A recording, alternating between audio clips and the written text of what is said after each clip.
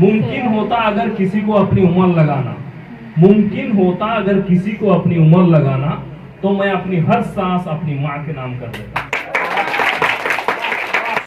प्यारी माँ, माँ मेरी भोली माँ, मेरी माँ तुझे सलाम, मेरी माँ तुझे सलाम। माँ तेरी प्यारी माँ, माँ मेरी भोली माँ, ममता का आसमां है मेरी माँ तुझे सलाम, मेरा तो कुल जहां है मेरी माँ तुझे सलाम। माँ मेरी प्यारी माँ, माँ मेरी भोली माँ, कुर्बान मुझ में कर दी रातों की नींद अपनी, कुर्बान मुझ में।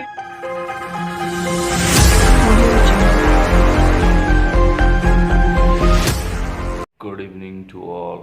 तो अभी शाम मतलब 4:15 4:20 हो चुका है और जहाँ से इनवाइटेशन आया था मुझे वहीं जाने की तैयारी भी लगभग रेडी हो गया हूँ। बस निकलना है और वहाँ जाके पहुँचूँगा, उन बच्चों से मिलूँगा।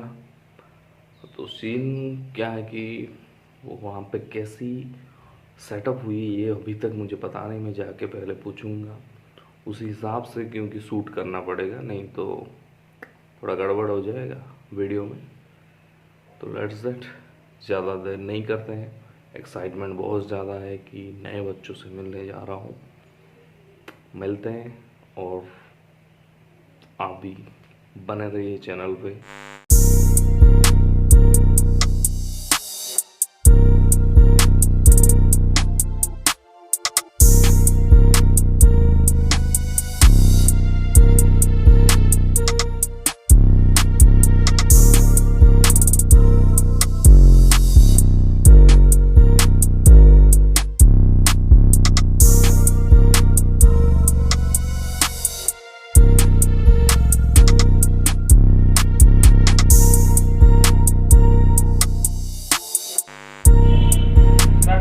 बच्चों लोग का बाल दिवस यानी चिल्ड्रंस डे, जैसे हमें यौम के उर्दू में कहते हैं, इंग्लिश में कहते हैं चिल्ड्रंस डे, उड़िया में शिशु दिवस, हिंदी में बाल दिवस। ये प्रोग्राम हमारे चाचा नेहरू, जवाहरलाल नेहरू के यौम पैदाइश यानी कि बाल में प्रकाश आचार्य सर जो हमारे रेमुना ब्लॉक के हैं, वो भी एक टीचर हैं।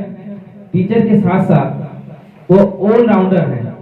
मैं हमारे बच्चों से कहूंगा उन्हें फूल का गुलदस्ता देकर स्वागत करें। आप लोग तालियों से उनका स्वागत करें।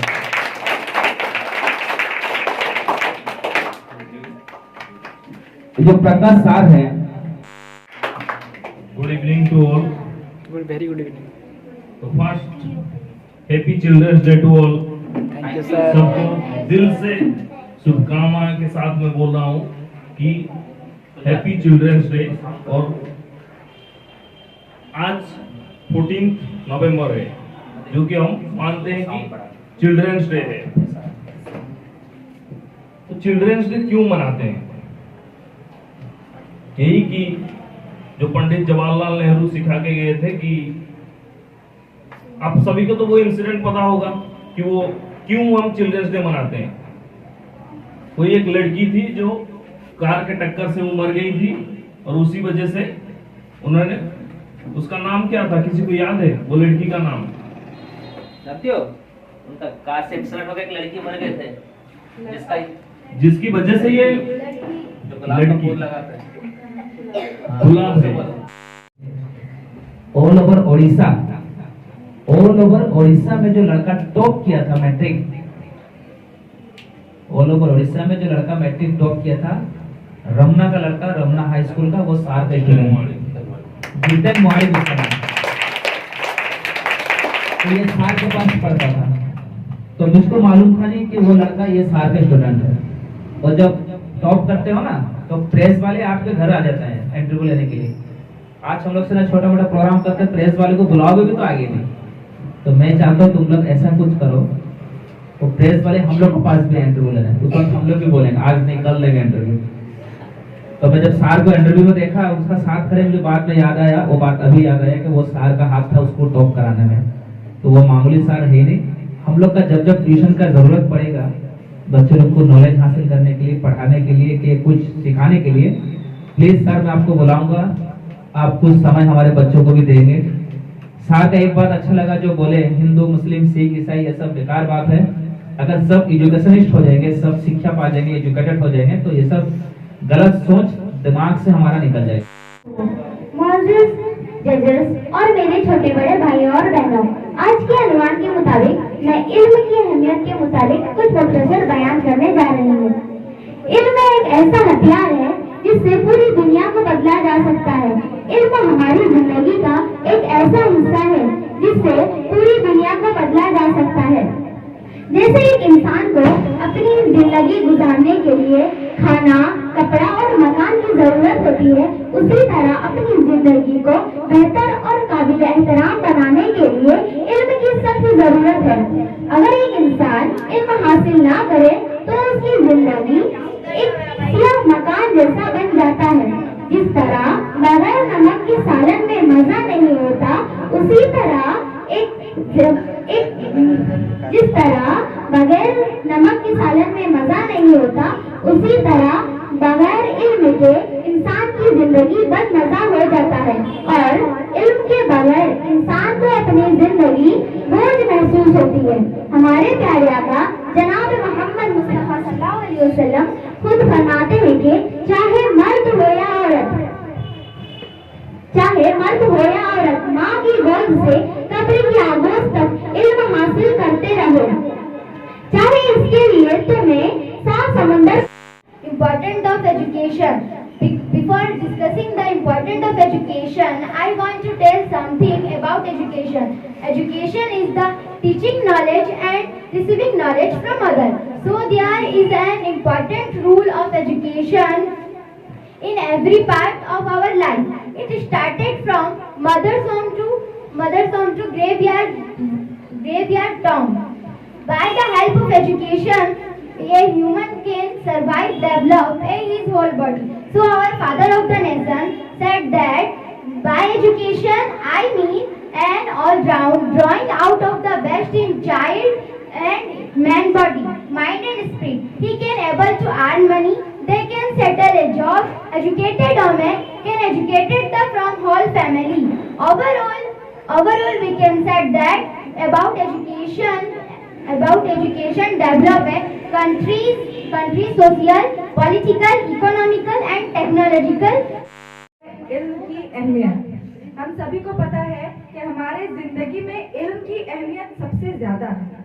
बिना इल्म के एक इंसान जानवर से कम नहीं, क्योंकि जिसके अंदर इल्म नहीं है वो जानवरों जैसा ही बात करता है। जानवरों जैसे का मतलब तरीका उसका जानवरों जैसा होता है। कभी कभी इल्म वाले भी वैसा ही करते हैं, लेकिन उनके पास इल्म होता है तो वो हर चीज को संभाल लेते हैं। हम सबको हर दिन स्टार्टिंग मतलब हम लोग जब पैदा होते हैं माँ के पेट से लेकर कब्र की आगोश तक हम हर दिन हर पल कुछ ना कुछ सीखते रहते हैं। वो अच्छा भी होता है और वो बुरा भी होता है, लेकिन हम अच्छे को भी जिंदगी में काम में लगाते हैं पर बुरे को कुछ ज्यादा ही काम में लगाते हैं। लेकिन हमको वो नहीं करना चाहिए। एजुकेशन हमारे लिए जरूरी है, उसको जहाँ पे यूज करना चाहिए वहीं पे लगाओ। यहाँ तक कि अगर हम इल्म की कुछ मतलब इल्म को गलत तरीके से इस्तेमाल करते हैं तो वो हमारे लिए गलत ही साबित होगा, लेकिन इल्म हमारे लिए एक खुदा की तरफ से एक रहमत है, उसको लो। क्योंकि हमारे हुजूर ने कहा है कि इल्म हासिल करने के लिए चाहे तुमको बैरूनी मुल्क का ही क्यों ना सफर करना पड़े, करो। इल्म बहुत ही जरूरी है। ज्यादा इल्म वाला हमारे आसपास में जितने भी ज्यादा इल्म वाले हैं उनका ओहदा भी बड़ा होता है, जैसे कि हमारे सर, उनके पास ज्यादा इल्म है।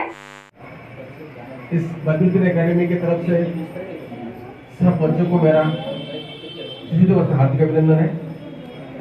और बैठे हुए मेरे मेहमान आए हुए हैं जो प्रकाश सर, उनका शुक्रिया अदा करता हूँ। इतना कीमती वक्त है कि इतना मतलब क्या बोलूँ, उसका मेरे पास शब्द नहीं है। वो आगे पहुंचे हैं हमारे पास, कि उनके लिए जोरदार ताली हो जाए। और खास करके मैं आपको बताऊंगा, कल एक आपके जो छोड़ा था यूट्यूब चैनल पे, आपके ट्यूशन ग्रुप पे छोड़ा था। मैं एक बात बोलूंगा, अगर मैं तुम्हें एक ब्रिक्स ला के दूंगा, उसे पकड़ के ऐसे खड़े रहो, आप कितना टाइम रख सकते हो उसे? ब्रिक्स ईटा यार को हाथ पर कुछ पकड़ भी, के करो। अब खाली हाथ अभी भी अगर खड़े करोगे, मैं बोलूंगा 5 मिनट बाद बहुत दर्द होगा। मारने से शायद कम दर्द होगा, लेकिन ऐसे हाथ करके रखने से 5 मिनट के बाद बहुत दर्द होगा। तो एक ब्रिक्स पकड़ के भी आप कितना टाइम ले सकते हो? 2 मिनट, 3 मिनट। लेकिन एक माँ ने अपने पेट में 10 महीने तक रखा है उस दर्द को, तो कितना कष्ट होगा उसकी वैल्यू हम कभी नहीं करते, एक बार भी नहीं, भूल जाते हैं। और कुछ तो बच्चे ऐसे भी होते हैं, मतलब खुद की माँ की मौत उन्हीं की वजह से हो जाता है। तो पहले चीज, अगर हम अपने माँ को रिस्पेक्ट देंगे ना, तो उसके बाद तुम्हें लाइफ में हर एक मतलब जो भी ड्रीम है सब फुलफिल हो जाएगा, अगर आशीर्वाद है माँ का।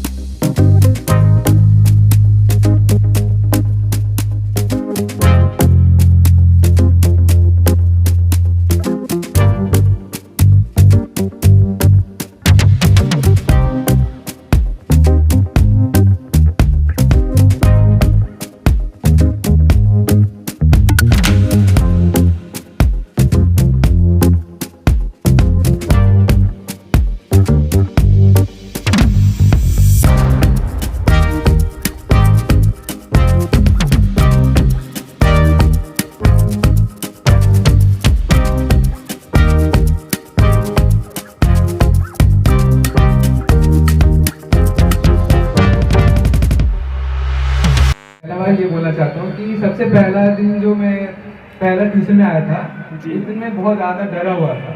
तो जब मैं ट्यूशन आया तो सबसे पहले कौन सा डरा हुआ ही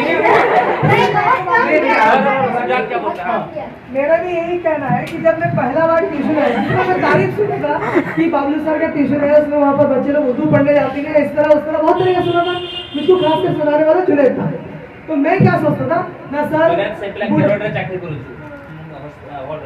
सर का उम्र रहेगा करीब 50-60, उनके दोनों बच्चे रहेंगे, उनकी बहू रहेगी और उनका दोनों बच्चे, उनका इतना बड़ा एक तो सच हुआ। बहुत सारा सोचा था। लेकिन जब हम लोग ट्यूशन में पहला दिन बैठे तो ऊपर में सर ऐसे ही व्हाइट शर्ट पहनी था, ऊपर खड़ी था, वो कंफ्यूजन क्लास 4 की स्टूडेंट की तो हम लोग बैठे, पहला दिन का एक्सपीरियंस मैं बता रहा हूँ। तो पूछा कि जुनैद को पूछा साइड वगैरह बैठा, तो सर कौन, मम्मी सर कौन, तो इधर खड़ी मैं कहा अच्छा ही है ना, हाँ ही है। मैं तो सोचा था कि बहुत बूढ़े रहेंगे, सब बच्चे रहेंगे। और तो फाइनली इस कोचिंग में आके आई एम वेरी हैप्पी।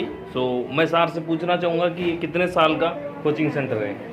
जी, हम लोग जो है जब मैं छोटा था तो हमारे घर जो है रमुना गनीपुर में है, लेकिन हमारे जो ऊपर में थे हमारे मामा, मेरे नाना, वो जो है हाजी नेशनल स्कूल के टीचर थे। तो वो मुझे क्लास 5 के बाद से लेकर कर बालेश्वर में सेटल कर दिए। तो उस वक्त बहुत स्ट्रगल करके हमारा पढ़ाई एजुकेशन का लाइन गुजरा। तो वहीं से मैं डिसाइड किया जब मैं कब कामयाबी हो जाऊंगा, कामयाब बन जाऊंगा, तो मैं एक कोचिंग क्लास शुरू करूंगा जिसमें हमारे गरीब बच्चों को अच्छा तालीम दिया जाए, क्वालिटी एजुकेशन। तो उसी सिलसिले में 2005 से हम लोग ट्यूशन पढ़ाना शुरू करें। आस्ता आस्ता ये कारवां चलता गया और मेरे जो है बच्चे मेरे पास से जो पास होकर निकलते गए, बहुत सारे बच्चे, गरीब बच्चे को हम लोग फ्री में तालीम एजुकेशन दिए हैं, किताब बही, नोट्स, टेस्ट पेपर उन लोग का जुगाड़ भी कर दिए हैं। और वहीं से जो पास आउट होके गए वो बच्चों को मैं अपने आपस में शामिल करके, तो ये मेरा कोचिंग सेंटर 2005 से लेकर आज तक 2021 तक सक्सेसफुली चला जा रहा है और हमारा हमेशा एम रहता है कि बच्चे कैसे आगे बढ़ेंगे, अच्छा एजुकेशन पाएंगे और हमारे कौम, हमारे देश, हमारे मुल्क का नाम को कैसे आगे रोशन करेंगे। बस मैं यही मैसेज देना चाहता हूँ कि एजुकेशन सबों के लिए ज़रूरी है और अच्छे काम के लिए रुपए की नहीं, बस इरादे की जरूरत पड़ती है। यदि आपण चेष्टा करिवे, अर्थ दरकार नहीं, भल काम करिया पे इच्छा शक्ति रहिले आमे सब भल काम इच्छा मनोबल थिले कार्य सियोर सफल हो सफल हबो। एटा मो आशा नहीं कि हमरो ई सेंटर आमे चलाउछे। तो बहुत अच्छी सोच के साथ सर ने इस कोचिंग सेंटर को चलाया है और इतने सारे बच्चे यहाँ पे है, आप देखोगे तो पूरा पागल हो जाओगे। क्या बोलती है पब्लिक? ठीक है, तो इसी के साथ करते हैं वीडियो को यहीं पे बंद। मिलते हैं अगले किसी ब्लॉग में, तब